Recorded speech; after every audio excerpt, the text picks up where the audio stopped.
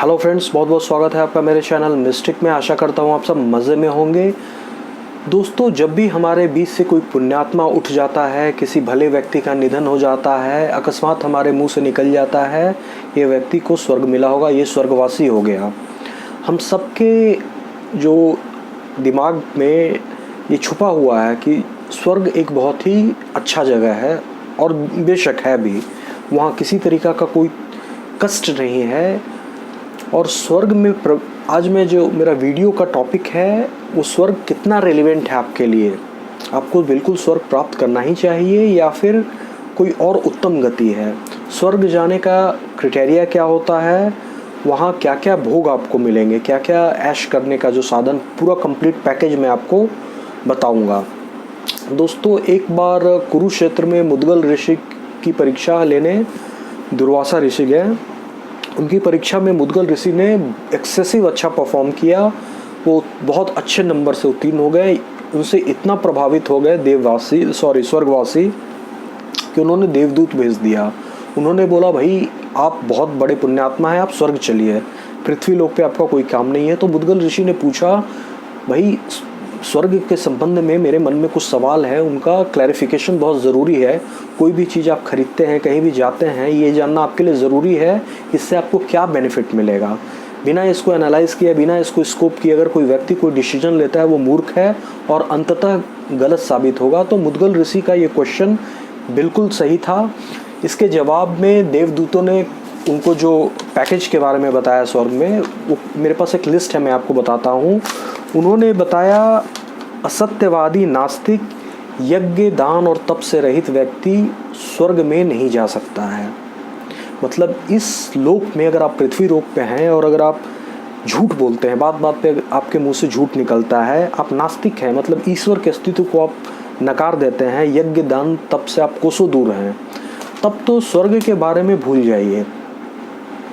आपको मृत्यु तक की प्रतीक्षा करने की ज़रूरत नहीं है। अभी ही इस बात को कंफर्म मारिए कि आपके लिए बहुत निम्न, पृथ्वी से भी ज़्यादा जो निम्न लोक हैं वहाँ के लिए आप डिस्टाइंड हैं।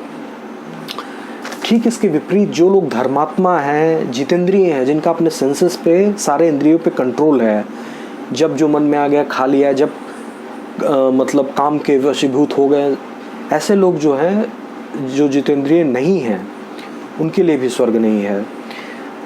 जो सम दम से संपन्न हैं, द्वेष रहित हैं, किसी से उनको ईर्ष्या नहीं है, किसी का उत्थान होता है तो उनके मन में दुख नहीं होता है। तो जो द्वेष रहित हैं, जो दानी हैं, कमाना एक बात है, डोनेट करना दूसरा बात है। जो भी हम कमाते हैं उसका कुछ पोर्शन हमें डोनेट करना ही चाहिए। जो लेस प्रिविलेज्ड हैं लोग हैं सोसाइटी के, उनको आपको दान देना चाहिए। ऐसा करके भी दान देना भी स्वर्ग जाने की सीढ़ी माना जाता है। तो जो दानी व्यक्ति है, या युद्ध में जो मारे गए हैं, जो भी आप देख सकते हैं, जो भी हमारे वीर सैनिक सीमा पे हमें सुरक्षा प्रदान कर रहे हैं, और चाहे उनका जो पर्सनल लाइफ में है कुछ ऐसा चीज़ हो जो हमारे धर्म शास्त्रों द्वारा सम्मत न हो सकता है वो मदिरा का पान करते हों, हो सकता है वो कुछ और भी करते हो जो कि ना करना चाहिए, लेकिन अगर वो युद्ध में लड़ते हुए भारत माता की रक्षा में, उनकी शान में अपने प्राणों को न्यौछावर करते हैं, ये सुप्रीम सैक्रिफाइस है। ऐसा व्यक्ति को स्वर्ग में जाने से कोई नहीं रोक सकता है। पूरी तरह कोई भी अगर ना चाहे तो भी वो स्वर्ग में जाएगा। तो कौन से लोग स्वर्ग में नहीं जा सकते वो भी मैंने बताया। कौन कौन से लोग इंटाइटल्ड है स्वर्ग में जाने के लिए, उनका भी डिटेल में आपको बताया। अब ये जान लीजिए स्वर्ग में आपको क्या सुख मिलेंगे। लोग इतना ललायित क्यों रहते हैं बिना जाने ही। हमारे पास कोई डिटेल लिस्ट नहीं है कि भाई स्वर्ग में बस अच्छा है। आपने देखा होगा टीवी सीरियल में इंद्र भगवान बैठे हुए हैं और बाकी सब देवता हैं, अप्सराएं नृत्य कर रही हैं, वही आपको लुभा जाता है, उसी से प्रभावित हो जाते हैं, अरे भाई स्वर्ग में बहुत अच्छा है, हमें स्वर्ग जाना है। अब मैं डिटेल पैकेज आपको बताता हूँ क्या मिलेगा स्वर्ग प्राप्त करने पे। स्वर्ग में आपको भूख प्यास नहीं लगेगी, ये एक बहुत बड़ा रिलीफ है। पापी पेट के लिए ही तो आदमी पाप करता है। तो भूख प्यास से आपको मुक्ति मिल जाएगी।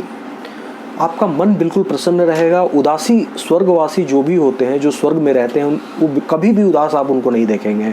वो हमेशा प्रसन्नचित्त रहते हैं। उनको किसी तरीका का कोई पसीना नहीं आता है, क्योंकि उनका जो शरीर है तेजस तत्व का बना होता है। हमारा जो पंच तत्वों से बना हुआ शरीर है, इसमें प्राण है, इसको मेंटेन रखने के लिए हम बाहर से खाद्य पदार्थ लेते हैं, उनसे प्राण को अक्यूमुलेट करते हैं ताकि हमारे शरीर का प्राण का जो फ्लो है वो बना रहे, इसलिए। लेकिन वो जो हम खाद्य पदार्थ लेते हैं वो मटेरियल है, उसमें से कुछ तो है हमारे प्राणों की रक्षा करने के लिए काम आता है, बाकी सब वेस्ट है, मल मूत्र के रूप में शरीर से बाहर आता है। तो ये हमारी विडंबना है, हमारा एक तरीक़ा से सिस्टम की कमजोरी बोलिए। तो उन्हें पसीना नहीं आता है, उनका तेजस शरीर होता है, ऑलरेडी प्राणमय होता है, उन्हें कोई इस तरीक़ा का दुर्गंध पसीना उनके शरीर से नहीं आता है, गर्मी ठंड उनको नहीं लगती है। हमें देखिए पृथ्वीवासी को कितना दुख झेलना पड़ता है, गर्मी के दिन में कितने लोग मर जाते हैं, ठंड में ठिठुरते हुए लोगों को आपने सड़क के किनारे देखा होगा, लोग अलाव जलाते हैं। ठंड और गर्मी से अपने आप को बचाने ही स्ट्रगल हो जाता है। बहुत सारे जो less privilege echelon of the society है उनके लिए बहुत मुश्किल हो जाता है। लेकिन ये जो है स्वर्ग में जो लोग रहते हैं, सर्दी गर्मी ये उनके लिए है ही नहीं। अब आप सोचिए जो एक इतना बड़ा स्ट्रगल है उससे वो फ्री कर दिए गए। कष्ट और भय, भय एक ऐसी वस्तु है जो व्यक्ति के प्राण शक्ति का क्षय करती है। एक भयभीत व्यक्ति कोई बड़ा कदम नहीं ले सकता, उससे कोई बड़ा काम नहीं हो सकता। ठीक उसी तरीक़ा से तरह तरह के कष्ट हमारे दिन प्रतिदिन के जीवन में आते रहते हैं, जिसका समाधान खोजने में ही हमारा पूरा जीवन निकल जाता है। स्वर्ग में जो भी लोग रहते हैं उन्हें किसी तरीक़ा का कोई कष्ट नहीं है, उनके मन में किसी तरीक़ा का कोई भय नहीं है। ये एक बिग रिलीफ भगवान ने उनको दिया है। तो उनका इंद्रियों का प्रसन्न होना स्वाभाविक है। वहाँ कोई विलाप नहीं करता है, कोई कष्ट ही नहीं है, कोई विलाप क्यों करेगा। किसी तरीक़ा का कोई अशुभ चीज़ कहीं होता ही नहीं है। जिसे बोलते हैं ना, हम लोग पृथ्वी पे कितना बुरी बुरी चीज़ों को हम लोग सुनते हैं। कहीं बस एक्सीडेंट हो गया, कहीं आपका किसी का रेप हो गया, सुन के भी रोंगटे खड़े हो जाते हैं। स्वर्ग में ऐसा कोई अशुभ न्यूज़ नहीं है, किसी तरीक़ा का कोई विलाप नहीं है। बुढ़ापा और थकावट वहाँ है ही नहीं। लोग बूढ़े नहीं होते हैं, इसका मैंने आपको बताया, तेजस तत्व से उनका शरीर बना होता है। तो बुढ़ापा उनके लिए है ही नहीं। वो लोग हमेशा युवा अवस्था में रहेंगे, स्लिम बॉडी और दिव्य बॉडी, और थकावट तो है ही नहीं। मतलब आप भोग क्या होता है हमारे यहाँ पृथ्वी लोक पे, एक बात है कि अगर आप ऐश भी कर रहे हैं, ऐश करते करते भी आपको थकावट हो जाएगी। उसको दूर करने के लिए आपको सोना पड़ेगा, अच्छा खाना पीना पड़ेगा। कुछ लोग तो ड्रग्स का भी सहारा लेते हैं। लेकिन अगर आप चाय पीते हैं, कॉफ़ी पीते हैं, वो क्या है, वन सॉर्ट ऑफ एडिक्शन है। क्यों करते हैं? थकावट को दूर करने के लिए। स्वर्ग में जो लोग रहते हैं उनको थकावट होती ही नहीं है। इसका मतलब है अनलिमिटेड फन वो अनंत काल तक कर सकते हैं। जिसके बहुत ज़्यादा पुण्य है, सपोज़ करो कोई डिस्टाइंड है करोड़ों साल तक स्वर्ग में रहने के लिए, उसको थकावट नहीं होता है, तो एट ए स्ट्रेच करोड़ों साल तक ऐश करते रहेगा। कोई विदाउट अनसीज, कोई उसको रुकने की ज़रूरत नहीं है। फिर कोई वहाँ दुर्गंध नहीं है। अब स्वर्ग में कहाँ से दुर्गंध आ जाएगा? वहाँ कोई कचरा है ही नहीं। वहाँ चारों तरफ दिव्य सुगंध है। कहीं भी दूर दूर तक कहीं भी जाइए वहाँ सुख है, दुर्गंध की बात ही नहीं है। स्वर्ग के लोगों का बॉडी तेजस तत्व का बना होता है, इसलिए वो मल मूत्र का विसर्जन भी नहीं करते हैं। ये भी हमारे सिस्टम का फ्लॉ है। ये कोई बहुत, देखिए भगवान ने दिया है, ये जानवरों से बेटर है। और ये इसके द्वारा हम स्वर्ग प्राप्त कर सकते हैं, नरक प्राप्त कर सकते हैं, पृथ्वी लोक पे रह सकते हैं, या मुक्त हो सकते हैं, या फिर और कुछ बेटर लोक हैं उनमें जा सकते हैं। यही बस इस शरीर का बेनिफिट है। नहीं तो देखिए कितना हमारा जो डिपेंडेंस है, मल मूत्र हमें डेली त्याग करना पड़ता है। तो एक तरीक़ा से मल मूत्र हमारे शरीर के अंदर है, तो वैसे ही हम अशुद्ध हैं।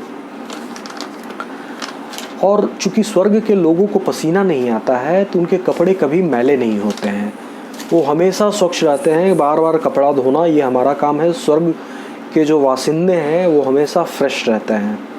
उनको कोई दुख नहीं, कोई रोग नहीं, कोई तकलीफ़ नहीं, कोई मानसिक कष्ट नहीं, कोई भूख नहीं, कोई थकावट नहीं, कोई प्यास नहीं। They are completely happy and always in a state of bliss. ये तो फैक्ट है।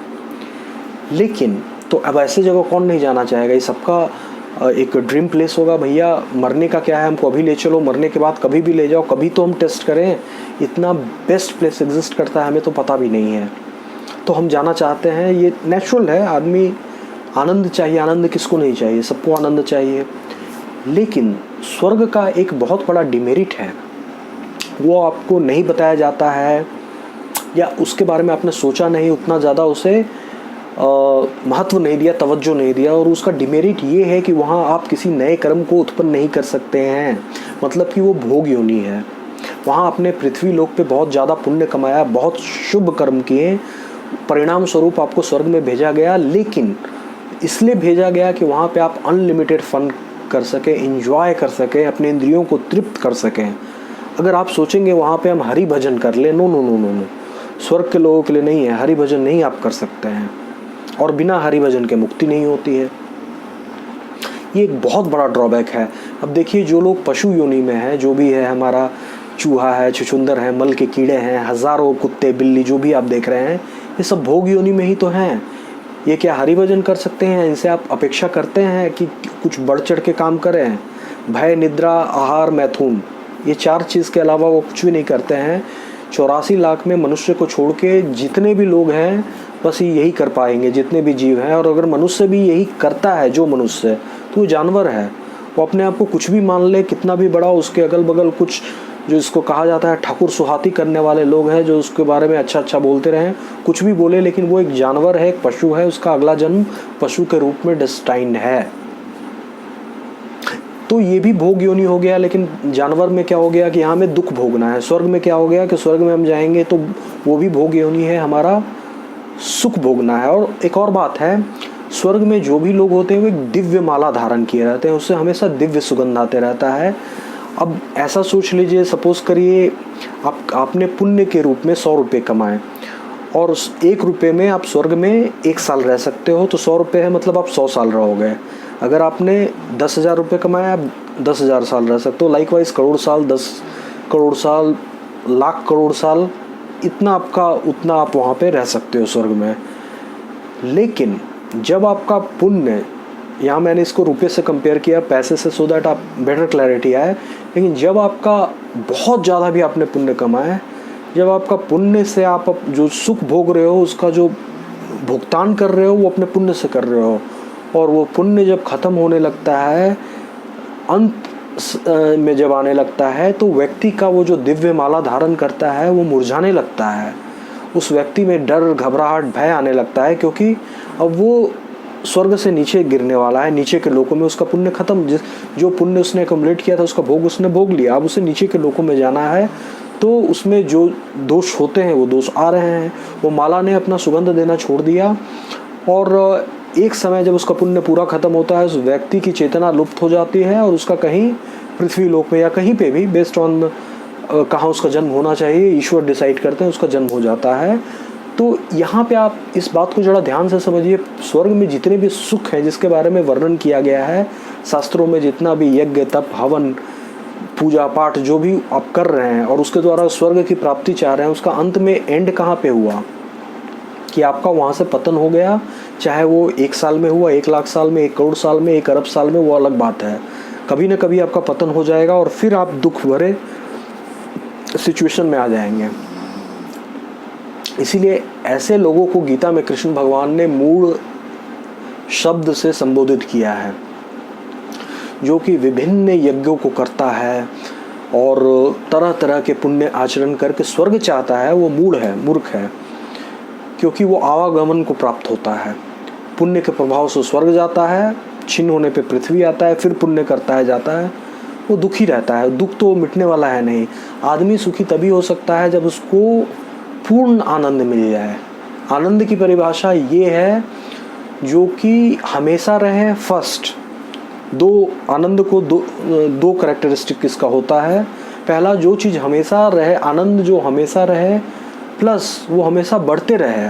जैसे हमारा अब साइंटिस्ट बोलते हैं जो भी ब्रह्मांड है वो कॉन्स्टेंटली एक्सपैंड हो रहा है, जस्ट लाइक दैट जो आनंद है वो हमेशा रहे भी पूर्ण, उसमें कभी कोई कमी मतलब उसमें कमी का तो बात ही नहीं है, और वो हमेशा बढ़ते रहे। अगर कोई चीज़ ऐसा है तो आप उसे आनंद के रूप में परिभाषित करेंगे। वो आनंद ईश्वर के समीप जाने पे ही मिल सकता है, जब वो हमें इस मटेरियल वर्ल्ड या जो भी माइक जगत है उससे मुक्त करके अपने पास बुला लें, तब हमारे पास हमेशा रहने वाला आनंद आ जाएगा। 1 साल बाद, 1 लाख साल बाद, 1 करोड़ साल बाद, कभी भी वो ख़त्म होने वाला नहीं है। हमारा कभी भी पतन नहीं होगा। हम हमेशा we will always be in a state of bliss forever. तो हमें जो ट्राई करना चाहिए, जो भी हमारे साधक भाई बहन हैं, उनको मैं ये रिकमेंड करने की कोशिश कर रहा हूँ कि आप यज्ञ करते हैं, तप करते हैं, पुण्य करते हैं, दान करते हैं, हवन करते हैं, बहुत अच्छी बात है, कीजिए। इससे हमारा प्यूरिफिकेशन होता है। जो भी आपका सूक्ष्म शरीर है वो डे बाई डे प्यूरिफाई होगा। इसका प्यूरिफिकेशन हमारा धर्म है। प्यूरिफिकेशन हमारा धर्म इसलिए है, अब ये देखिए, आप अपने घर को डेली साफ़ करते हैं, क्यों? बेडशीट को साफ़ करते हैं, क्यों? क्योंकि गंदे बेडशीट पे आप सोना नहीं चाहते हैं, अपने गंदे घर में आप रहना नहीं चाहते हैं, वहाँ मक्खियाँ आएंगी, तो आप हमेशा सब कुछ साफ़ सुथरा रखना चाहते हैं। ये जीव का स्वभाव है। अगर हम उसी तरीक़ा से हम अपने शरीर को साफ़ करते हैं, हम अपने हृदय को साफ़ करते हैं, जिसमें जन्मों जन्मों के जमे हुए संस्कार हैं, द्वेष है, घृणा है, राग है, भय है, न जाने क्या क्या कचरा जमा है, उन सबको हम साफ़ करते हैं, साधना के द्वारा ज्ञान की अग्नि में जलाते हैं। इसमें कोई बुराई नहीं है, लेकिन इसका टारगेट ये होना चाहिए कि प्रभु इसमें आके निवास कर सकें। हम इसे स्वच्छ बना रहे हैं, अपने संस्कार, बुरे संस्कारों को नष्ट कर रहे हैं, सो दैट भगवान के हम प्रिय बन सके, भगवान आके निवास कर सके, हम भगवान के सामने खड़े होने के अधिकारी बन सकें। इसलिए नहीं कि जाके तुच्छ स्वर्ग के भोगों के बारे में, जो भी मैंने आपको बताया, ये क्या है? इंद्रियों से भोगे जाने वाले भोगी तो हैं, और क्या हैं? मोक्ष का क्या अनुभव होता है ये वही व्यक्ति बता सकता है जो मुक्त हो गया है। जैसे किसी व्यक्ति को ड्रॉप ऑफ द ओशन बोलते हैं ना, आप ड्रॉपर से किसी को प्यास लगी है, एक एक बूंद करके पानी देते जाओ, और किसी को सागर मिल गया, अमृत का सागर वो मोक्ष है। ड्रॉप आप उसको स्वर्ग बोलो, और कभी कभी सपोज करो एक घंटे पे एक ड्रॉप वो पृथ्वी हो गया। हमें सुखों का सागर चाहिए, अनंत सुख चाहिए। पहला जो हमेशा रहे, दूसरा जो कभी बढ़ता रहे, ख़त्म का तो बात ही नहीं है, हमेशा रहे और उसमें वृद्धि होते अभिवर्धन होते रहे, वैसा सुख हमें चाहिए। वैसा सुख हमें मुक्ति के बाद ही मिल सकती है। वैसा सुख हमें एक ही आदमी दे सकता है, जिसे हम नारायण बोलते हैं, या नारायण ने अपने आप को विभक्त कर लिया है। ब्रह्मा जी भी हैं, लेकिन उनकी पूजा होती नहीं है। शंकर भगवान हो गए, या फिर गणपति जी हो गए, सूर्य नारायण हो गए, माता हो गई शक्ति, तो ये सारे रूपों में नारायण ने विभक्त किया है। इनमें से किसी की भी आप पूजा करिए, और कुछ भी अपने पास मत रखिए कि मैंने यज्ञ किया, हवन किया, दान किया, तप किया, मैं बहुत बड़ा पुण्यात्मा हो गया। पुण्यात्मा हो गए तो पुण्यात्मा की जो जगह है वहाँ पे आपको भेज दिया जाएगा स्वर्ग में, लेकिन जब आपके पुण्यों का क्षय हो जाएगा फिर आपको यहीं आना पड़ेगा। उसको बड़े विनय पूर्वक, बड़े प्रेम से भगवान को अर्पण कर दीजिए। प्रभु, मैंने ये किया क्योंकि ये मेरा धर्म है और शास्त्रों में वर्णित किया गया है, इससे मैंने अपने बुरे संस्कारों को साफ किया, सो दैट मैं आपके सामने खड़ा हो सकूं, आपका दास कहलाने के लायक बन सकूं। बस यही अर्थ है सारे योग जप तप का। अब आप इन सब को ग्रहण करें, जैसे प्रसाद भगवान को भोग लगाते हैं फिर उसे खुद ग्रहण करते हैं। लाइकवाइज जो भी आपके जीवन भर की पूंजी है, पुण्य कर्म है, सबको भगवान के चरणों में बड़े प्रेम के साथ रखिए। भगवान के साथ आपका संबंध क्या है? हमेशा प्रभु हमारे मालिक हैं, हम उनके दास हैं, बस यही संबंध। तो वैसे प्रभु ने कुछ, भगवान ने कोई आपके साथ बहुत सारे आपको फ्लेक्सिबिलिटी दी है। आप साख्य भाव दोस्त उनको समझ सकते हैं, जो समझना है, पुत्र समझ सकते हैं, व्हाटएवर जो है, लेकिन बेस्ट है जो मेरे हिसाब से और शास्त्रों में भी बताया गया है, आप ईश्वर के अनकंडीशनल दास बनिए। दास का मतलब क्या होता है? नौकर। अब जो बोलेंगे वो हमें करना है। भाई मैं आपका दास हूँ, और दास में भी कैसा हूँ? जो सबसे लास्ट में होता है इस श्रृंखला में, सबसे मैं अंतिम में सबसे निम्न कोटि का दास हूँ। अब मैं कुछ करने में समर्थ नहीं हूँ, जो थोड़ा बहुत किया है प्रभु प्रसाद के रूप में दे रहा हूँ। अब मुझे इस माया जाल से मुक्त करिए, मैं थक चुका हूँ, और अपने शरण में ले लीजिए। ऐसा करेंगे तो भगवान आपको मुक्ति दे देंगे, जो कि हमें चाहिए। ये मानव तन इसलिए नहीं मिला है कि हम स्वर्ग जाने की चेष्टा करें, हम यहाँ पे अपने आप को सुखी करने की चेष्टा करें। इसका सिर्फ सोल पर्पस है इस मनुष्य तन का कि ये आत्मा परमात्मा में विलीन हो जाए, हम ईश्वर की सेवा में नियुक्त हो सकें। जो इसके विपरीत आचरण करता है उसको असुर बोला जाता है। कृष्ण भगवान ने भी गीता में जो लोग तरह तरह के यज्ञ करते हैं, पुण्य करते हैं, दान करते हैं, तप करते हैं, उनको मूढ़मति बोला है। मूढ़ मतलब जो अत्यंत बेवकूफ़, सिंपलटन, क्योंकि उसको ये पता नहीं है कि अल्टीमेटली फिर उसको यही आना है या इससे भी नीचे जाना है। जो हरि को भजता है वो अत्यंत उदार, पुण्यशील, हर गुणों की खान है। चाहे उसमें ऊपर से आपको 1000 दोष दिखे, लेकिन फैक्ट यही है। तो आशा करता हूँ इस वीडियो के थ्रू मैंने साधक भाई बहनों के मन में अगर कोई ऐसा विचार पल रहा होगा कि स्वर्ग ही सबसे अभीष्ट वस्तु है और वो अपने सारा जो साधना है, योग है, ध्यान है, तपस्या है, इन सारे का लक्ष्य स्वर्ग को समझ रहे हैं, तो काइंडली आप ऐसा ना करें। अपने लक्ष्य को टिल्ट कर दीजिए नारायण की तरफ। ये करें, आप करिए, बहुत अच्छा है। अपने आप को शुद्ध करना, ये तो भगवान ने भी कहा है कि समय समय पे जब जिस देवी देवता का पूजा है करना चाहिए, लेकिन फल किसी का अपने पास मत रखिए, नहीं तो अनर्थ हो जाएगा। बहुत प्रेम पूर्वक, श्रद्धा पूर्वक, विनती पूर्वक भगवान को समर्पण कर दीजिए और हरि आपको मुक्त कर देंगे। आशा करता हूँ मित्रों आपको ये वीडियो इन्फॉर्मेटिव लगा होगा, पसंद आया होगा। अगर पसंद आया है तो मेरे चैनल को सब्सक्राइब करना ना भूलिए, इस वीडियो को लाइक करिए। एनी काइंड ऑफ क्वेश्चन आपके दिमाग में उठता है, आप कमेंट सेक्शन में मुझसे पूछ सकते हैं। कल मैं फिर एक बहुत ही रोचक वीडियो के साथ आपके सामने आऊँगा। तब तक के लिए बहुत बहुत धन्यवाद।